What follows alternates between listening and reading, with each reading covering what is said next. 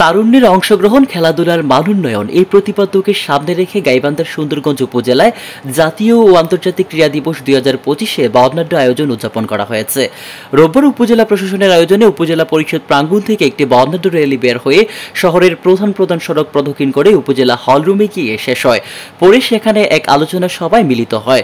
উপজেলা নির্বাহী অফিসার রাজকুমার বিশ্বাসের সভাপতিত্বে সভাটি পরিচালনা করেন জনস্বাস্থ্য উপসহকারী প্রকৌশলী মোহাম্মদ খোকন রানা। অনুষ্ঠানে অতিথি হিসেবে বক্তব্য রাখেন উপজেলা সহকারী কমিশনার ভূমি মোহাম্মদ মাসুদুর রহমান।